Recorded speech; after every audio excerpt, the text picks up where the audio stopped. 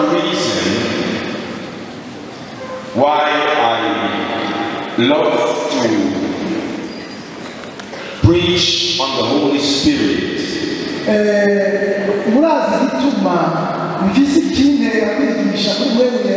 is that Jesus himself tells us that the Holy Spirit will take what he hears and learn from him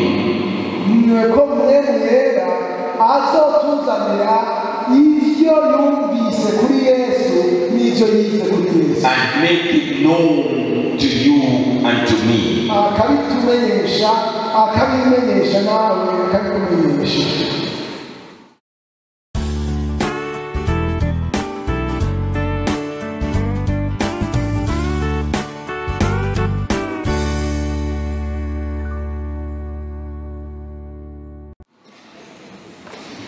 There was a man by the name of Saul.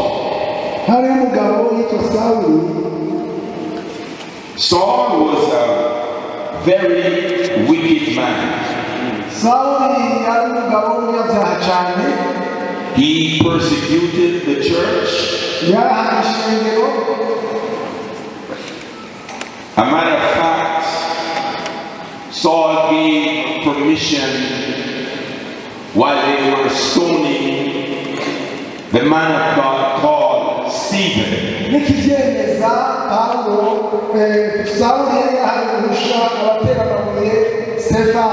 He stood there and he watched. A matter of fact, the Bible says they brought Stephen's clothes and placed it at the feet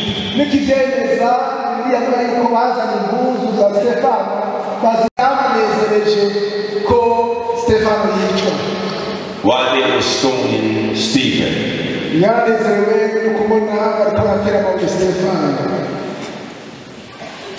Later on, he was now on his way to persecute the Christians again, to arrest them to a place called Damascus.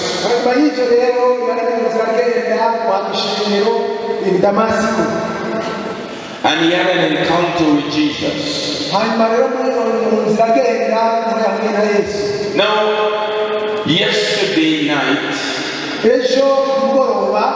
I shared how Jesus was empowered by the Holy Spirit. Throughout the scriptures, Jesus says, what we hear, it will bring glory to him when we listen to the Holy Spirit.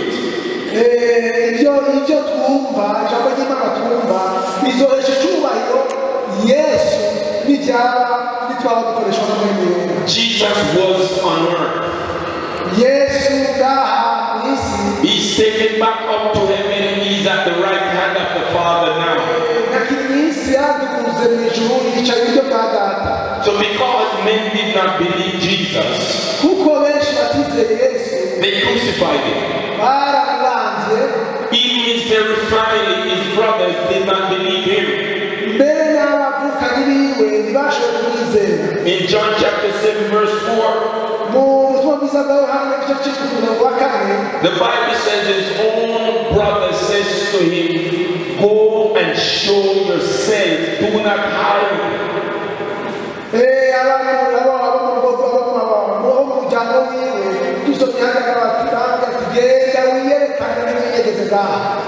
So Jesus says, later on, I'm going to go back to the Father.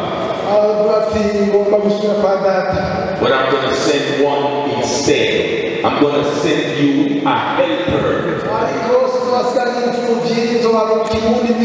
a counselor, a guide, a comforter, the most powerful force. He's going to be everywhere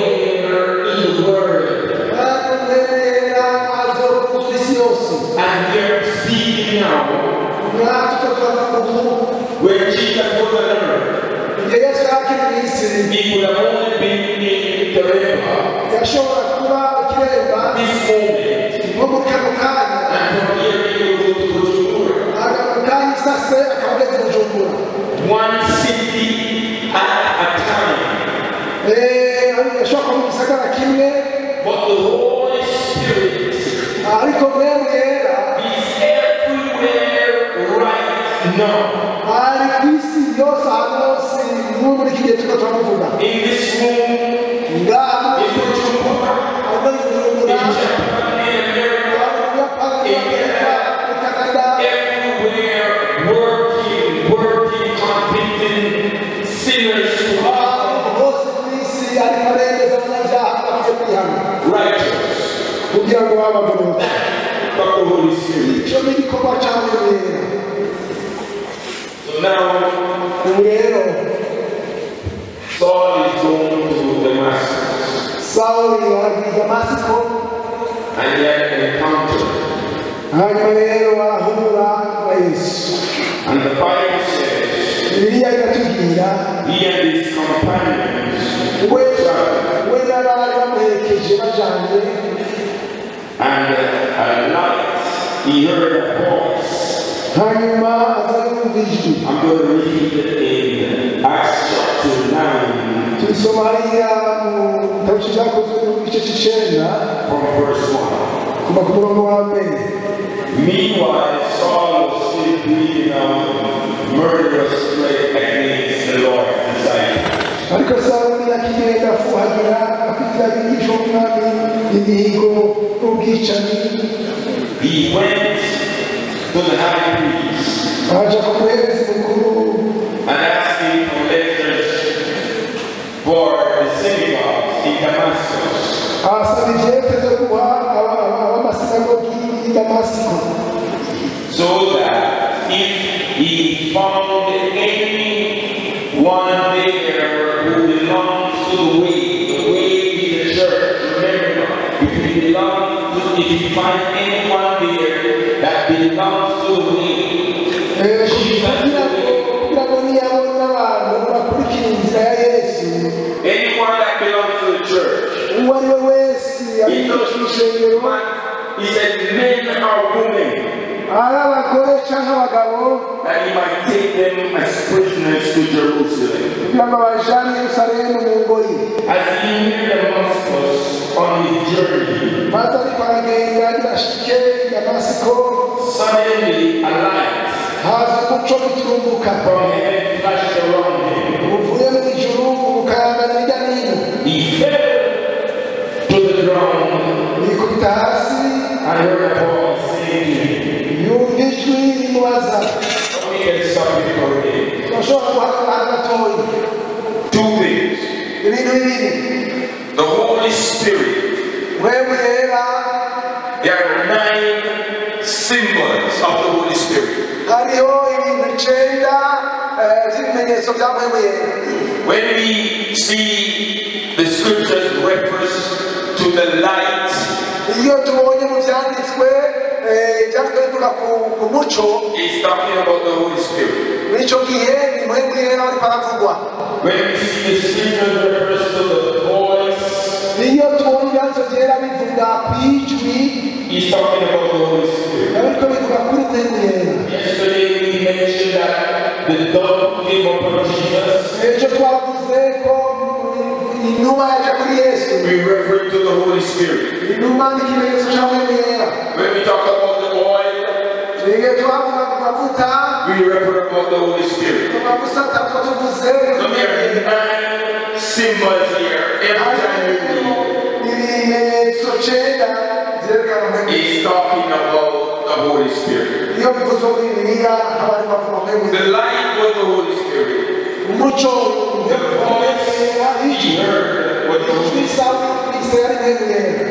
So now, it says here, flashed around, he fell to the ground, and he heard the voice saying, "Saul, why are you persecuting me?" iyo ijwi rimubaza riti Sawuli, Sawuli, umpingira iki? So he answered, "Who are you, Lord?" aramubaza ati "Ndega mwana." Said, "I am Jesus, you are persecuting." nawe ati "Nije Yesu uwo uri kurahiga." Now he said, "Get up, ariko go in the city, ati basi ushaka mu gisagara and you will be told what to do. uzobarirwa icyo ukwiye gukora. Now, his friends, nobody else heard that voice. abari kumwe na Sawuli nta n'umwe wumvise iryo jwi, But they were wondering, who's he talking to? bakibaza ati mbega Sawuli ariko avugana nande? Saul was the only one who heard that voice. Sawuli niwe wenyine yumvise iryo jwi. Case and point. I shared when I was in Atlanta in the nightclub.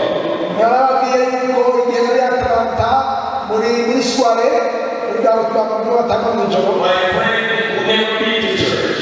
umugenzi wanjye atigeze na rimwe mu rusengero, He wasn't a Christian.